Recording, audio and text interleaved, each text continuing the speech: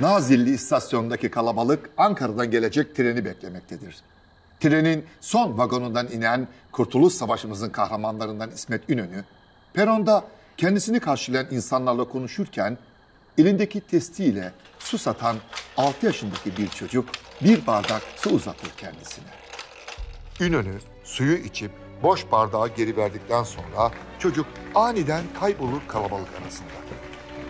O gün İsmet İnönü, Kurtuluş Savaşı'nda işgale karşı direnen bir efeyi ziyaret etmek için gelmiştir Nazilli'ye. Ve efenin evi önünde bekleyenler arasında yine o çocuğu görür. Bu kez gözden kaybolmasına izin vermeden hızla çocuğa doğru gider. Adın ne senin? Hulusi Samim efendim. Hulusi Samim adlı çocuk o anı hiç unutmayacaktır. En çok da mutlaka okumasını söyleyen İsmet İnönü'nün okul masrafları için kendisine verdiği 100 lira. Soyadı kanunu çıktığında Hulusi Samim'in terzi olan babası Kesim soyadını alır. Ve Hulusi Samim Kesim girdiği öğretmen okulu sınavında Türkiye birincisi olur. Ortaklar öğretmen okulundan mezun olunca Aydın ve Diyarbakır'ın köylerinde öğretmenlik yapar. Ulusunun egemenliğini bilgiyle yüceltecek nice çocuk yetiştirir. Hulusi Samim, öğretmenlikteki başarısı üzerine Ankara'ya, Milli Eğitim Bakanlığı'na davet edilir. Bakanlıktaki görevi sırasında gece gündüz çalışarak ders kitapları hazırlar. Yazdığı sosyal bilgiler ve inkılap tarihi kitapları okullarda okutulur. Özel yayın evleri kendileriyle çalışması için teklif üstüne teklif yaparken şu yanıtı verir. Beni bu millet okuttu. Eğitim hayatımı devletin bursu sayesinde tamamladım. Şimdi milletimin çocuklar okusun diye yazdığım kitaplardan telif alamam. Çıraklık Eğitim Genel Müdürlüğü'nde yıllarca çalışarak hakimiyeti elinde tutan milletine hizmet eder Hulusi Samim Kesim.